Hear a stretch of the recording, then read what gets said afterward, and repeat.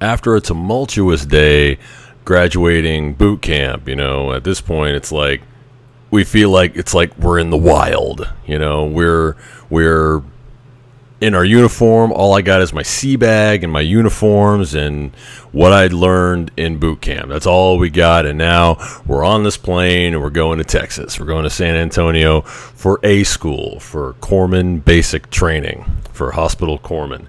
And you got to understand, I'm scared as shit.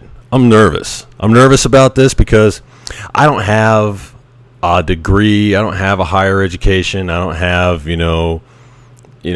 I've never done anything with medicine before, ever. I barely know how to put on a Band-Aid. And now I'm going to do a military-based medical training course for like 3 months. So I'm scared. I'm nervous. Plus, based on what I saw in boot camp, I'm worried, people are going to be crazy and yelling at me and all that stuff. So, I'm definitely a little nervous about the upcoming events, but I've got my buddies.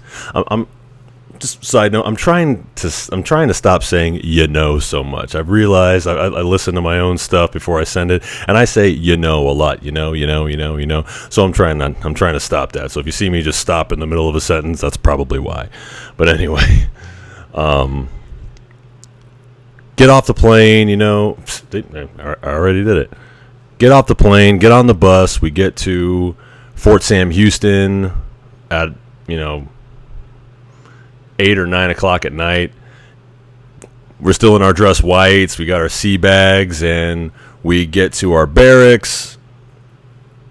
It's like a weekend. I think it's Saturday or Sunday night. It might even be... No, it's Saturday night. That's what it is. It's Saturday night. I'm positive because we had graduation on Friday. We spent the night at boot camp on the last night, and then we got to Texas. Well, we spent all day Saturday in the airport, then we get to Texas on Saturday night. So that Sunday, I think we had just a little mini muster just to make sure everybody was accounted for, but that day was ours, and this is like our first day in the Navy in the wild. You know what I'm saying?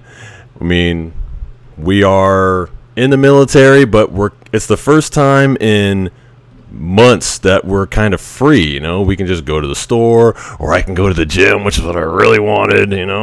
I didn't even have my gym gear. All I had was the Despicable Me yellow top and blue shorts, Navy PT gear that they issue you. That's all I even had to work out. But man, that gym, I love Fort Sam Houston. That is a great base. So many people talk trash about it. I love that base, and I'll tell you why. Let me just start at the beginning. So first of all, I was roommates with my buddy. He was the RPOC, or the recruit. I'm going to mess this up. The recruit petty officer commander, or just basically the number one guy in our division in boot camp, and I was the master at arms, and so we're basically up under each other like all the time. So me and him were roommates. We ended up getting along pretty well all through boot camp, and now we're going to be together in A school, so it worked out nice. That was great. The barracks at that time were brand new, so they're beautiful. The beds are brand new. The desk, everything is clean. Again, I've heard some horror stories about the barracks and, in the military. These were clean. They were beautiful. I think when it all ended up, we were the 7th class to go through this because, like I said before, A school for hospital corpsmen used to be in Great Lakes right across the street from boot camp. So these were brand new barracks. It's a brand new situation, and it's a brand new program. And that definitely kind of showed itself because it was a little disorganized, but we'll get to that. So that first day we're there, we go to the store, we buy a bunch of snacks, and we stock our rooms and some cleaning products for our room inspections, and it's just we're having a blast. At least I was having a blast. I know that maybe not that weekend, but maybe the next weekend we got out. I bought my first iPhone for me and my girl, and I sent it to her, and now it's like, oh, hey, we both got iPhones now. This is great, and we can get all our music and everything, and we can face chat and video chat and all that. So it's really, really a fun time for me. Then the classes start. We didn't class up right away, what we call class up. I think the first maybe 2 weeks, we were really just, first two, I mean, I really think I might go to jail for ripping off the military, because for that first 2 weeks, man, we didn't do jack. We didn't do anything. I mean, we wake up, form up, go to breakfast, we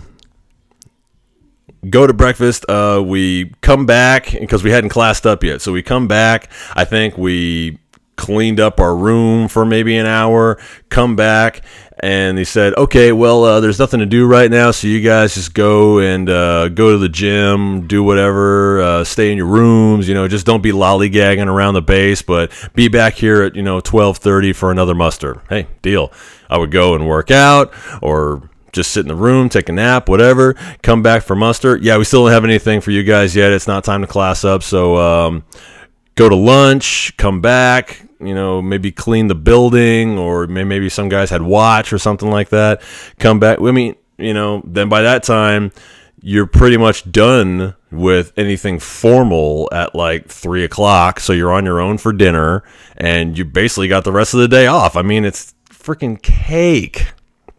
Again, this is 10 years ago. This is 2011, so I don't know what it's like now, but this is what it was like when I went through it. It was like grand theft. Like, I felt like I was ripping off the Navy.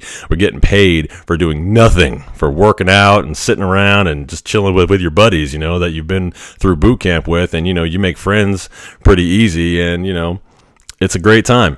So then we finally do class up. So that was, nerve-wracking. We got our backpacks and we're marching to chow and we're marching to the schoolhouse, and I'm just wondering, okay, what's this going to be like? Because if you've never had to learn anything from a person in the military, it's very different. I mean, I went to college, okay? So, you go to college that first day, it's like, oh, let's play the name game. Let's learn everybody's name, and this is who I am, and I'm from here. I don't think I've ever been in a training or classroom type environment where the instructors use the word fuck so many times. I mean, very, very professional people. I definitely met some people at Fort Sam that were definitely highly influential to me in my military life and in my life in general. I still remember these people. They were great, but it was definitely an interesting environment to get used to for me. Classroom, again, it was just like college. I mean, Fort Sam, A school, it's just like college. You get up, you go to school, you eat, you come back, you learn as much as you can, you study, you take tests, That was kind of where a lot of my anxiety came from, is because, when I had been in college, I'd been an athlete. I was a shot putter and a discus thrower in college for my entire college career, and it's, when you're in college, they expect you to have school on lock. When you're a college athlete, they expect you to be like, I shouldn't have to run behind you and make sure you're turning in your homework. I shouldn't have to be checking up on you to make sure you're passing tests. You should already have that on lock, and every possible minute that you have should be dedicated to becoming a better athlete. The school stuff, they're not going to tell you. They don't care whether or not you're passing school, but it's definitely implied. Like, listen, if you need help, get it. Okay? I'm your coach. I'm not here to make sure you can pass, applied demography. If you've ever had that class, it freaking sucks. But anyway, they just want you to be the best athlete that you can possibly be. So that was the Kool-Aid that I drank, and I was not worried about school. By the time I was a senior, I wasn't worried about school at all, and I was all about being an athlete. So here, it kind of felt like a second chance. Like, okay, I know what I need to do to pass these classes, and plus you've got the greatest incentive ever. You have the possibility of choosing orders, If I could go to San Diego and be closer to my wife, that was my motivation to do well in class. And I did. But let's talk about some fun stuff. So, some of the more influential people that I met in core school, the first person I'm always wary about, I don't want to mention too many names, but I want to talk about some of these people. The first person who definitely was influential for me was the Predator. Let's call her the Predator. Some of you out there watching are definitely going to know who I'm talking about, but at the time she was an HM2 and she was just hard as nails, man, and I loved her. I don't know why. She kind of beat us down a little bit. She made us do some pretty tough PT sessions, and she was kind of a trash talker. She was also really hardcore green side, and we're sitting there in the grass doing push-ups, trying to bang them out and everything, and she's talking over us like, some of you think you're gonna go with my Marines. I can tell you right now, some of you ain't ready to make it to next week. She was hard, and I don't know why I loved her. She was so great, the Predator, and she was with us for only a short time. Of the 3 months we were there, she was maybe only with us for maybe a month, and then we had some different instructors, but she was great. Another person that was really influential for me was HM1 Johnson. I guess that's, Johnson. Johnson is his real name, but I mean, there's enough Johnsons out there that I don't have to make up a fake name. But HM1 Johnson, just quiet, reserved, again, really hardcore green side, but not the kind of green side corpsman that is always trying to give you their resume. He was very tight-lipped about his service, which to me meant, he had really done some stuff that was noteworthy. But just a quiet guy from a small town in the South, and when he spoke, you definitely listened. And I tell this story often to guys whose influence that I appreciate. But so during core school, he was one of our instructors. He taught us a lot, and whenever he taught us, it was always kind of given with this real world tinge. Like whenever HM1 Johnson would teach you something, it had this feel of like real world, this could actually happen, and here's what it's all about. So I always listen when HM1 Johnson spoke. So we're all the way at the end of the course. It's the last test. Everything's winding down. We're about to get our cadeaux. We're about to graduate, and everybody's excited and grateful and everything, and everybody's getting orders. So it's a really exciting time right now. But we still have one more class. Or one more test, I should say. We have another test to pass. It's our very last test. And a lot of people are just sort of doing the math. They're saying, hey, listen, I only need to cut this high a score to maintain my status as, fourth or fifth or wherever in the class. So a lot of people bomb that test. I'm not a great student. I'm not a great test taker. But I ended up in like maybe 7th or 8th out of like 85 in my class, which is pretty good. But it's what ended up happening is that a lot of people bombed that test. I think out of everyone, I got maybe top 10 on that test, which for me was really, really good. But it was because everybody just kind of like, didn't really study, didn't really try that hard, or what we call Christmas tree. Just kind of scribble something in, and that was it. So I ended up getting a really good score on that, one of the best scores in the class. And I remember HM1 Johnson was so disappointed in us. And it was the kind of disappointment. He wasn't a screamer. He didn't yell, but he was so disappointed. And I remember him just saying, you know what? If you didn't study for this test, if you just sort of said whatever, you know what? Shame on you. That's all he said. Just said, shame on you. You know what? I'm up here and I'm working hard to try to teach you guys, and you aren't taking it seriously enough to study for this very last test. You know what? Shame on you. Because that's the kind of person that you're going to be out there in the fleet, and we don't need people like that. So you might want to take a look at yourself and fix it. And I remember, like, man, I'm so glad I passed. I'm so glad I did a good job and I studied for that test. Because that when it's somebody that you admire or somebody that you are inspired by, and they say something like that, not even yelling and screaming would have almost been better. But he just said, you know what? Shame on you for not trying harder. And I remembered that, and when we actually picked him as our favorite instructor, and they get a little award and they get a little something to say at the end during graduation. And I remember coming across the little concert hall, or the place where you graduate and you walk across the stage. He shook my hand, he gave me my little certificate, and I just remember he just sort of smiled and said, "Good job." He kind of knew I was a little older and more mature, and but he was definitely a very influential person for me, and that was just, man, when you get a person like that who you're inspired by and you want to emulate, man, that's the kind of stuff that you take and you really can make a good impression on, and it just stays with you. So a lot of people like that in my military career. That was just maybe the first one in A school, because I'm still, it's still only maybe 5 whole months that I've been in the Navy. So that was really memorable about A school. But let's talk a little bit about Texas.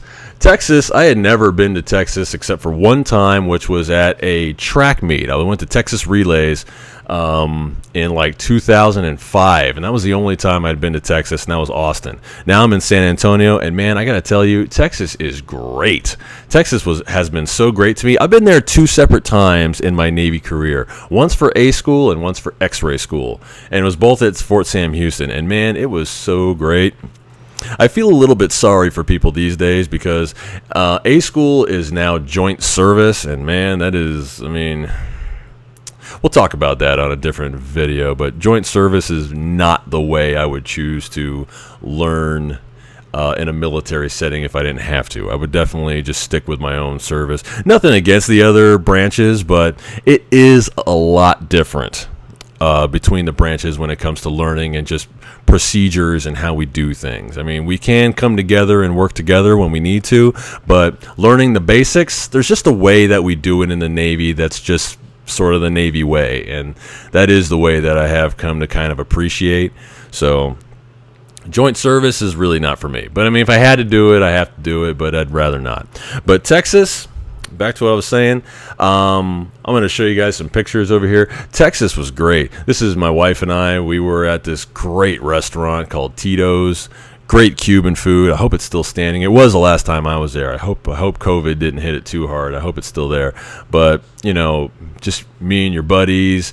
We went to the Riverwalk. I didn't get off base a whole lot, but when we did, we would go downtown to the Riverwalk. Beautiful, beautiful if you ever go there. We would go out, get steaks, and eat, and have a great time. Beautiful, beautiful city. I hope one day maybe we can move there, buy a house there, but San Antonio is beautiful. Texas is beautiful. Let me see. I'm trying to think. There's so many funny stories, stuff that happened there. And again, not naming any names, but if you were part of the class, you remember what happened. So there was a buddy of mine that I was in Corps school with. I was actually in boot camp with also. Cool dude. I think he's still in too. He's still hard charging, but good for him. Him and his wife are in actually. But there was this situation where I think we'd come in off the weekend, or maybe it was during, I don't know. It doesn't matter. Anyway, we come in and one of our instructors is pissed because he got some phone call or something from somebody, and apparently what had happened is well, hold on, let me tell you like this. Something had happened with one of our guys. It got back to one of the instructors, so we're sitting in class, and the instructor basically, he's telling us, behind the guy's back, he's like, hey, when he comes in, ask him to tell you what happened over the weekend, and, act like you're really pissed off about it. And he's like, okay, everybody shut up. And he walks in, and he says, you, come here. And he's like, he perked up real good because this instructor was notorious for being kind of a jokester and kind of laid back. So when he was, but when he spoke, you listened. So he comes in, he's acting like he's all pissed off, and he's like, let me ask you a question. Why am I getting negative reports about you? What the hell happened over the weekend? And God bless him, he didn't lie. He stood right there and said, I was watching porno in my room, petty officer. And the whole room just erupted in laughter. Oh, my God. I didn't know anything about it. But we're sitting there, we're laughing our asses off, and we're like, what the hell? Even the instructor who was talking to him was laughing. And he kind of let him in that we were busting his balls a little bit. But we were like, what the hell happened? So apparently what had happened is he had one of those projectors that you can, hang off the wall, a video projector. And he had used the wall in his barracks room to project a big porno movie on his wall in his barracks room. And I guess he had left his window open and somebody could see in and saw it and reported it.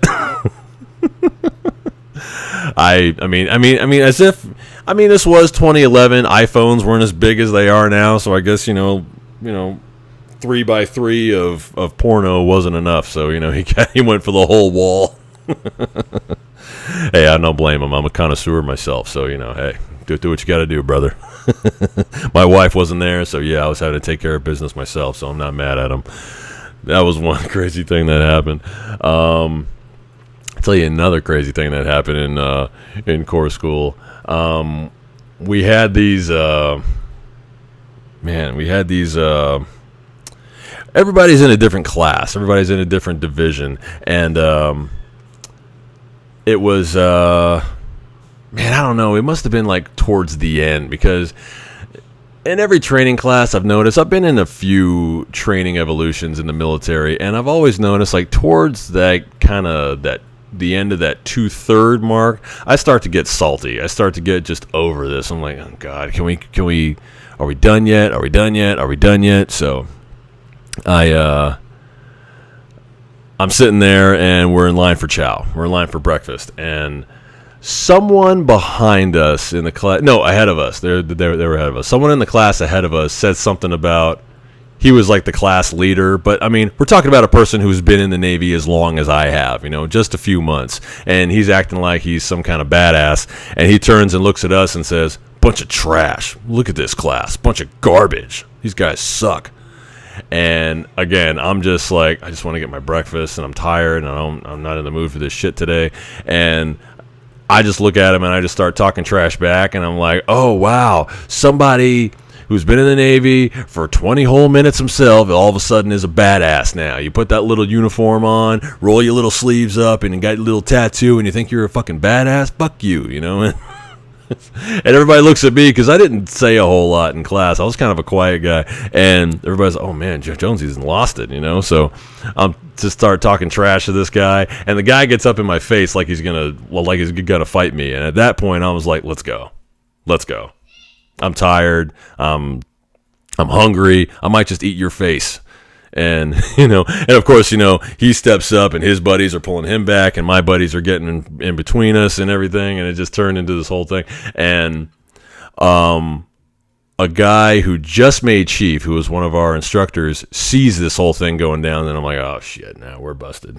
So now we're in trouble. So he comes in and he's like, Jones, what the hell? I'm like, Chief, this guy, blah, blah, blah, I'm starting shit, talking trash. He's like, okay, just relax. So he gets between us. He splits us up, and he comes in and he says, Jones, I'm going to need to see you in my office this afternoon. I'm like, great. Whatever status I had in this class is over. They're probably going to roll me back, or I'm going to get some kind of write-up or something like that. So I go to the classroom, meet him in his office. I'm sitting down, and I'm like, good morning, Chief. Sorry about what happened for earlier. I was like, yeah, no, it's cool. He was, I just remember this guy because he was like a straight cholo. I mean, he had like the tattoos, and he had like, just that sort of, what's up, dog? He kind of talked like that a little bit. I don't know where he was from, but he definitely had that edge to him. And he sits down and says, yeah, close the door. So what happened out there, man? I'm like, Chief, this guy was talking shit, and I just wasn't having it. He's like, yeah. And before I could even tell him the whole story, he was like, yeah, I know. These fucking kids are stupid. And, he's a chief, and he's just talking to me like that. And he says, yeah, so what'd you do? I mean, I didn't do anything. I was just talking trash back. And he stepped up to me, and when I told him that, this big laugh goes across his face, like, what? He was stepping up to you like he was gonna what? Fight you? What is he, crazy? Does he got a knife or something? He better have a knife and a couple of friends. And what I thought was gonna turn into a write-up turns into me and this chief sitting in his office just laughing. I mean, who am I? I'm nobody. I'm a little E3 Jones, and it's just those little moments where you realize that people do have your back, and they do have your best interests, and especially when you've built a rapport and they know you're not a troublemaker. It's those little moments like that really make life in general really, really exciting. And it was just a really fun time. Anyway, we ended up graduating. I think we all graduated. I don't think anybody got rolled back, but it was a great experience. I really enjoyed going to A school. I wish I had pushed harder to be an instructor at A school because, whenever you get to a certain point in your military career, you always want to try to give back a little bit. So that's one instance I wish I could have given back. But, situations are what they are, and I just hope that there's an HM1 Johnson or a Chief Martinez at Corps School right now for people like me who are going through. So here's hoping. Hope you guys like that. If you did, follow me on Facebook, YouTube, and Instagram, and I'll see you guys real soon. Big Jones Unleashed.